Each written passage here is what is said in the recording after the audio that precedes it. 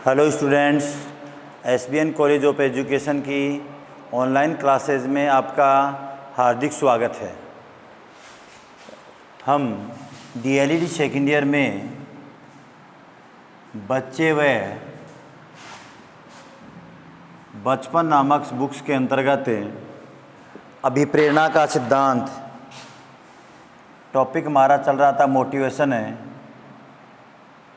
अभिप्रेरणा जिसके बारे में हम पढ़ रहे थे। इस अभिप्रेरणा में हमने काफ़ी सिद्धांतों की चर्चा कर ली। अब कुछ सिद्धांत बचे हैं, जैसे नंबर 1 उद्दीपक अनुक्रिया का सिद्धांत, नंबर 2 शारीरिक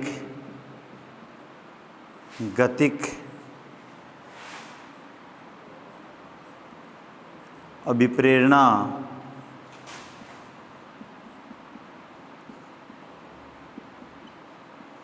का सिद्धांत, नंबर 3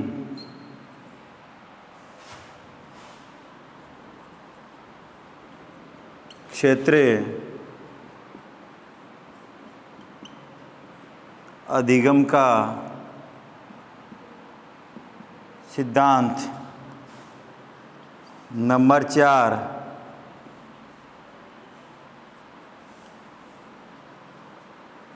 स्वास्थ्य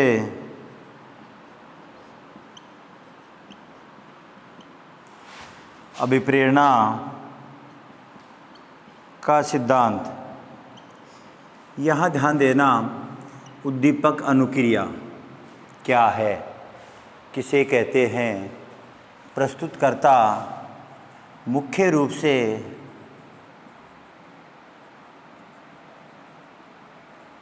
थॉर्नडाइक या कहें सभी व्यवहारवादी। अब यहाँ प्रश्न उठता है कि उद्दीपक अनुक्रिया होती क्या है।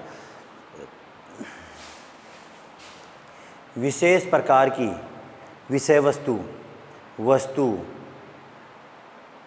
या किसी भी तत्व के दौरान एक निश्चित प्रकार का क्रिया या कार्य संपन्न किया जाता है, उस प्रकार की क्रिया विधि को उद्दीपक अनुक्रिया कहते हैं। जैसे भूखे व्यक्ति के लिए भोजन एक उद्दीपक का कार्य करता है, वहीं पेट भरे हुए व्यक्ति को अगर उसे कपड़ों की आवश्यकता है तो कपड़े उसे कोई ना कोई विशेष प्रकार के कार्य करवाते हैं। जैसे एक व्यक्ति भूखा है या एक किसी व्यक्ति के पास भोजन एक कटोरी में है, एक कटोरी में कपड़े पड़े हुए हैं और एक कटोरी में बाइक की चाबी है। यहाँ 3 प्रकार की वस्तु व्यक्ति के पास में है, जिनमें एक व्यक्ति भूखा है, एक व्यक्ति के पास कपड़े नहीं पहनने के लिए और एक व्यक्ति के पास ये दोनों चीज़ें हैं, लेकिन कहीं जाने के लिए उसे किसकी आवश्यकता है? बाइक की आवश्यकता है। तो भूखा व्यक्ति तो किसको ढूंढेगा? भोजन को लिए। तो भूखे व्यक्ति के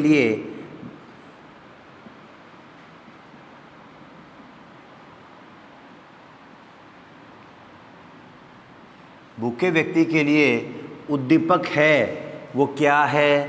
भोजन है। वो इस भोजन के लिए क्या करेगा? अनुक्रिया करेगा। क्या करेगा? अनुक्रिया करेगा। वहीं हम बात करें जिसको कपड़ों की आवश्यकता है, वो कपड़ों के लिए क्या करेगा? कार्य करेगा। तो विशेष प्रकार की वस्तु के प्रति विशेष प्रकार की क्रियाकलाप या कार्य करना ही उद्दीपक अनुक्रिया कहलाती है। उद्दीपक अनुक्रिया के प्रतिपादक थॉर्नडाइक या व्यवहारवादियों को माना जाता है। थॉर्नडाइक या व्यवहारवादियों को माना जाता है। इसके बाद में हम बात करें शारीरिक गतिक, किसकी बात करें? शारीरिक गतिक अभिप्रेरणा का सिद्धांत की। शारीरिक गतिक अभिप्रेरणा के जो प्रतिपादक हैं, एक तो हैं विलियम जेम्स और एक हैं शेल्डन। यहाँ ध्यान देने की बात यह है कि शारीरिक गति यानी शरीर के अंतर्गत विशेष प्रकार की ऊर्जा जो व्यक्ति को शारीरिक क्रिया करवाने के लिए हमेशा प्रेरित करती रहती है, या विशेष प्रकार के कार्य जो व्यक्ति से शारीरिक क्रियाकलाप करवाने के लिए तत्पर रहते हैं, उसे शारीरिक गतिक अभिप्रेरणा का सिद्धांत कहते हैं। शारीरिक गतिक अभिप्रेरणा का सिद्धांत विलियम जेम्स व शेल्डन महोदय ने प्रस्तुत किया है। जैसे एक खिलाड़ी प्रवृत्ति का व्यक्ति है तो उसे खेल हमेशा खेलने के लिए उसका शरीर हमेशा उसे प्रेरित करता रहता है। खेल खेलने के लिए शरीर क्या करता है? प्रेरित करता है। कौन से सिद्धांत में?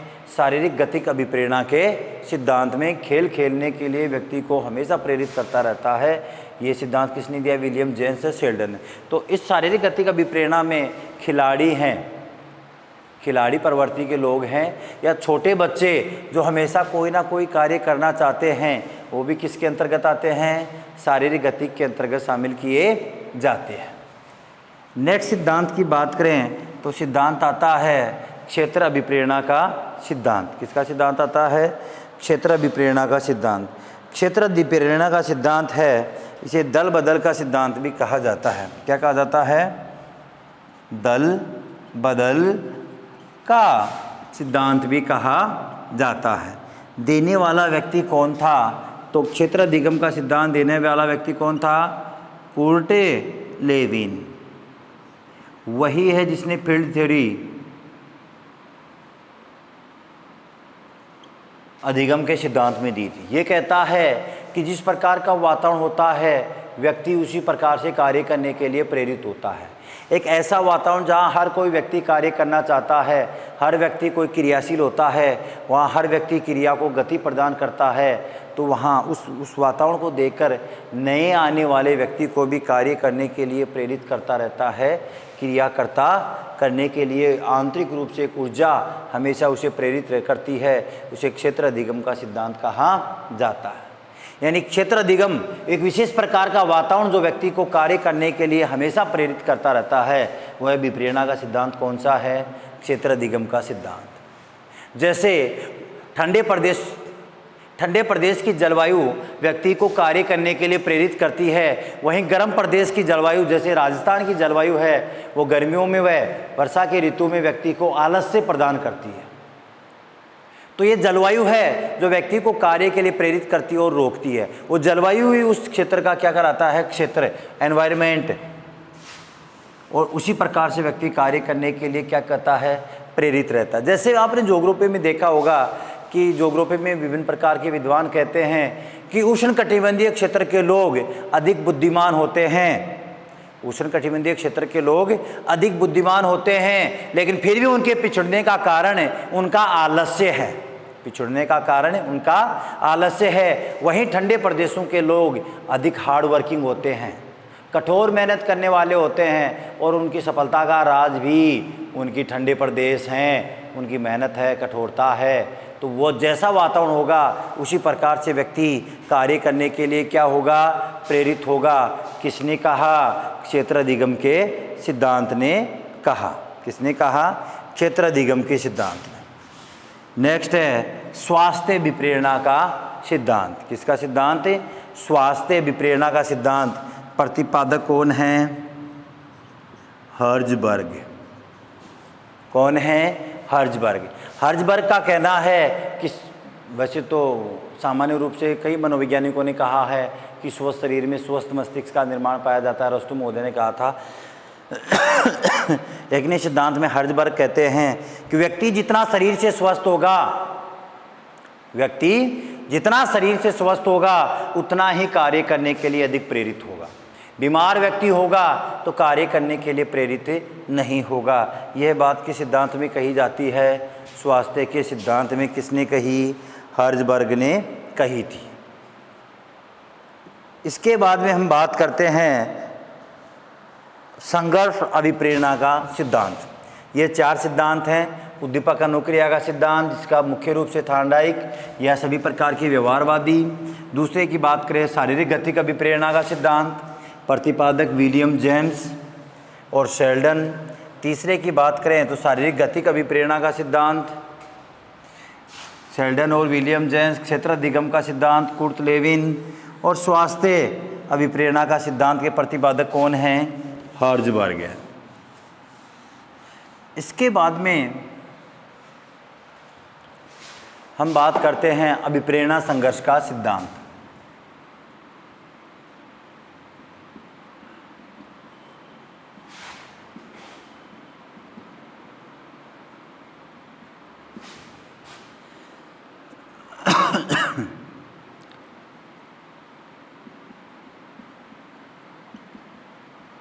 प्रतिपादक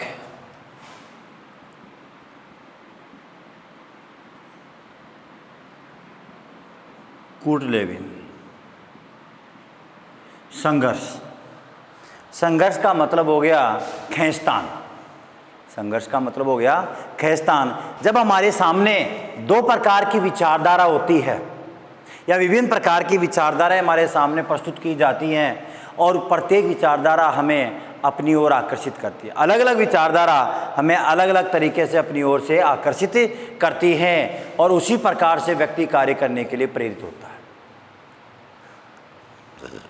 तो यहाँ कुर्ट लेविन का मानना है कि जैसी विचारधारा व्यक्ति के सामने प्रस्तुत होगी वैसे ही व्यक्ति कार्य करने के लिए क्या होगा? प्रेरित होगा। और कुर्ट लेविन ने अभिप्रेरणा संघर्ष के सिद्धांत में 4 प्रकार का संघर्ष बताया है। कितने प्रकार का संघर्ष बताया है? 4 प्रकार का संघर्ष बताया है।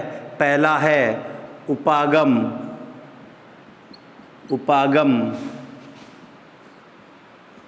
अभिप्रेरणा संघर्ष। दूसरा है उपागम परिहार अभिप्रेरणा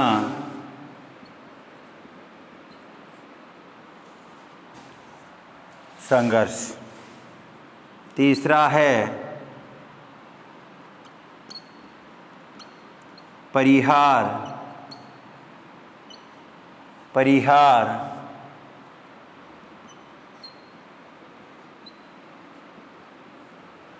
अभिप्रेरणा संघर्ष। और चौथा है बहु उपागम अभिप्रेरणा संघर्ष। ये 4 प्रकार के संघर्ष बताए हैं। उपागम अभिप्रेरणा संघर्ष, उपागम परिहार अभिप्रेरणा संघर्ष, परिहार अभिप्रेरणा संघर्ष और बहुउपागम अभिप्रेरणा संघर्ष। यहाँ देखते हैं उपागम का मतलब होता है पॉजिटिव विचारधारा। जब व्यक्ति के सामने 2 पॉजिटिव विचारधारा होती है, 2 विचार आते हैं। जैसे कोई स्टूडियो वाला है, वर्तमान में कोरोना में आपने देखा होगा ऑनलाइन क्लासेज में वीडियो बना रहे हैं, तो एक तो उसका वीडियो बनाना है, जिस कैमरे से वह वीडियो बना रहा है उस दिन उसे वीडियो बनाना है और उसी दिन उसकी शादी का प्रोग्राम भी आ गया। दोनों ही पॉजिटिव हैं, वीडियो बनाने में भी उसे पैसे मिलते हैं और शादी की शूट करने में भी उसे पैसे मिलते हैं। अब कौन सा काम करे और कौन से को छोड़े, उस समय उसके मस्तिष्क में संघर्ष होता है। उसे कहते हैं उपागम अभिप्रेरणा संघर्ष। काम दोनों करना चाहता है लेकिन काम तो एक समय में एक ही कर सकता है, तो वो कहलाता है उपागम अभिप्रेरणा संघर्ष। दूसरा एग्जाम्पल देखें कि 3rd ग्रेड की और 1st ग्रेड की एग्ज़ाम या कॉलेज लेक्चरर की और स्कूल लेक्चरर की एक साथ एग्ज़ाम आती है और व्यक्ति ने दोनों की तैयारी की है, तो वह किसकी एग्ज़ाम दे और किसे छोड़े? एक ही दिन में दोनों एग्ज़ाम है, किस एग्ज़ाम को दे और किसको छोड़े? उस समय उसके मस्तिष्क में जो विचार आते हैं, विचारों के मध्य जो संघर्ष होता है, दोनों पॉजिटिव हैं, तो वह आता है उपागम अभिप्रेरणा संघर्ष। फॉर एग्जाम्पल लेते हैं, एक लड़के की शादी है और शादी वाले दिन ही उसकी परीक्षा है, तो शादी दे या परीक्षा करवाए। दिक्कत दोनों सामने आती है कि शादी देगा या परीक्षा करवाएगा। परीक्षा देने जाएगा तो सबसे बड़ी बात होती है कि वो कुछ भी करे, दोनों उसके लिए क्या हैं, पॉजिटिव हैं। तो दोनों पॉजिटिव विचारधारा होती है तो उपागम उपागम अभिप्रेरणा संघर्ष कहलाता है। दूसरा है उपागम परिहार अभिप्रेरणा संघर्ष। एक सकारात्मक और एक नकारात्मक विचारधारा एक साथ व्यक्ति के सामने प्रस्तुत होती है तो वह कहलाता है उपागम परिहार अभिप्रेरणा संघर्ष। जैसे एक सैनिक युद्ध लड़ना भी नहीं चाहता, नकारात्मक, लेकिन भगोड़ा कहलाना भी नहीं चाहता। यानी उपागम अभिप्रेरणा संघर्ष में कहें परिहार में, वैसे तो सैनिक की बात करें तो सैनिक वाला तो अगर हम बेहतरीन तरीके से कहीं पर भी लें, लेकिन पहले हम बात कर रहे थे उपागम परिहार अभिप्रेरणा संघर्ष की। तो उपागम परिहार अभिप्रेरणा संघर्ष में सैनिक और भगोड़ा तो परिहार में आएगा, लेकिन उपागम परिहार में उपागम का मतलब सकारात्मक है। एक सैनिक युद्ध लड़ना चाहता है लेकिन मरना नहीं चाहता। युद्ध लड़ना क्या है, पॉजिटिव है, और मरना क्या है, नेगेटिव है। एक छात्र विद्यालय में जाना चाहता है लेकिन पढ़ना नहीं चाहता, क्या है, उपागम परिहार है। एक शिक्षक गलती होने पर टीचर को बताना चाहता है कि उससे क्या गलती हुई, क्योंकि वो पॉजिटिव है, लेकिन पिटाई के डर से बताता नहीं है, नेगेटिव है। वो क्या हुआ, उपागम परिहार अभिप्रेरणा संघर्ष। दो बताए मैंने, उपागम उपागम के एक स्टूडियो वाला ऑनलाइन क्लासेज को शूट भी करना चाहता है और शादी में जीमना भी चाहता है और वीडियो भी बनाना चाहता है, वो क्या है, उपागम उपागम अभिप्रेरणा संघर्ष। दोनों करना चाहता है, दोनों के पैसे कमाना चाहता है, दोनों उसकी विचारधारा पॉजिटिव है, तो वह उपागम उपागम। लेकिन एक उपागम परिहार, एक छात्र, यहाँ भी जोड़ सकते हैं, एक छात्र मेहनत भी करना चाहता है और अच्छी नौकरी भी प्राप्त करना चाहता है। एक छात्र अपनी गलती को स्वीकार करना भी चाहता है लेकिन पिटाई के डर से स्वीकार नहीं कर पाता, नेगेटिव, उपागम परिहार अभिप्रेरणा संघर्ष। नेक्स्ट है परिहार परिहार अभिप्रेरणा संघर्ष। दोनों ही विचारधारा अगर व्यक्ति के सामने नेगेटिव हो तो उस समय जो संघर्ष बनता है वह कौन सा कहलाता है, परिहार परिहार अभिप्रेरणा संघर्ष कहलाता है। एक सैनिक युद्ध लड़ना भी नहीं चाहता और भगोड़ा कहलाना भी नहीं चाहता। युद्ध नहीं लड़ेगा तो भगोड़ा कहलाएगा, वास्तविकता है, सत्य है, सकारात्मक है। अगर युद्ध लड़ना नहीं चाहता और भगोड़ा कहलाना चाहता है तो फिर वो क्या हो गया, उपागम परिहार संघर्ष। तो एक नेगेटिव और एक पॉजिटिव। लेकिन अगर युद्ध लड़ना भी नहीं चाहता और भगोड़ा भी नहीं कहलाना चाहता तो ये तो दोनों बात गलत हैं, परिहार परिहार अभिप्रेरणा संघर्ष। एक छात्र पढ़ना भी नहीं चाहता और फेल होना भी नहीं चाहता, परिहार परिहार अभिप्रेरणा संघर्ष। दोनों विचारधारा क्या हुई, नेगेटिव हुई। तो अगर दोनों विचारधारा नेगेटिव होती है तो परिहार परिहार अभिप्रेरणा संघर्ष कहलाती है। नेक्स्ट है बहुपागम अभिप्रेरणा संघर्ष। बहुत उपागम या बहु परिहार कहे कि एक साथ व्यक्ति के सामने विभिन्न प्रकार के पॉजिटिव विचारधारा एक साथ प्रस्तुत होती है तो वह कहलाती है बहुपागम अभिप्रेरणा संघर्ष। जैसे एक लड़की की सगाई हो, नौकरी लग गई उसकी, लड़की फर्स्ट ग्रेड में लग गई, परिवार के साथ रहती है, समाज में रहती है, अच्छी इज्जत है, लेकिन उसकी सगाई की तो अमेरिका में एक NRI से कर दी गई। लड़की खुश हो रही है, माता पिता खुश हो रहे हैं, सब खुश हो रहे हैं कि अमेरिका में NRI है, सब कुछ पॉजिटिव है। लेकिन संघर्ष कब होता है, जब लड़की वहाँ शादी करती है तो यहाँ के दोस्त छोड़ने पड़ते हैं, परिवार को छोड़ना पड़ता है, अपनी नौकरी छोड़नी पड़ती है, विभिन्न प्रकार के कार्य उसे क्या करने पड़ते हैं, छोड़ने पड़ते हैं। तो वह, लेकिन ऑप्शन क्या है पॉजिटिव, कि उसे अलग एक विकसित देश में जगह मिल रही है, एक विकसित व्यक्ति के साथ में रहने का मौका मिल रहा है, लेकिन खुद जो विकसित हुई है वो तो गलत जा रहा है। आज खुद भी विकसित है और आगे विकसित का और अपॉर्चुनिटी उसको मिल रही है, तो उस अपॉर्चुनिटी को वो खोना नहीं चाहती, बुनाना चाहती है कि NRI है। तो क्या करे और क्या नहीं करे। एक समय है कि उसके सामने आने वाले 40-50 साल बाकी हैं और एक समय है कि उसने जो 20 साल में जो कुछ कमाया है समाज में, जान पहचान, प्रेम, परिवार के साथ वे नौकरी प्राप्त की है, वो जा रहा है। लेकिन आगे तो पॉजिटिव मिल रहा है ना, इसलिए वो नेगेटिव नहीं कह सकते। ये सारी विचारधारा पॉजिटिव आ रही है, इसलिए इसे क्या कहते हैं? बहुपागम विचारधारा या बहुपागम परिहार अभिप्रेरणा संघर्ष। यानी एक साथ व्यक्ति के सामने विभिन्न प्रकार की सकारात्मक और नकारात्मक विचारधाराएं प्रकट होती हैं और उस समय व्यक्ति के मस्तिष्क में जो संघर्ष हो रहा है, क्या करूं और क्या नहीं करूं, ऐसे भाव उसके मस्तिष्क में उत्पन्न होते हैं, तो वह क्या कहलाता है? बहुपागम अभिप्रेरणा संघर्ष कहलाता है। ये है अभिप्रेरणा संघर्ष का सिद्धांत। पिछली बार इस उपागम को पद्धति अभिप्रेरणा संघर्ष कहा गया था। पद्धति अभिप्रेरणा संघर्ष कहा गया था। तो नाम कई बार चेंज होते हैं, इसमें से भी एक हर दूसरी या तीसरी एग्जाम में कूट लेविन का एक क्वेश्चन आता है, या तो अभिप्रेरणा के संघर्ष के सिद्धांत से आता है या क्षेत्र अधिगम का सिद्धांत, जिसे मैंने आपको बताया था, topology theory, vectors theory, field theory भी उसके, या लाइफ स्पेस जीवन दायरा का सिद्धांत आदि नामों से उसे जाना जाता है। इन दोनों में से एक क्वेश्चन हर एग्जाम में प्रस्तुत जरूर होता है।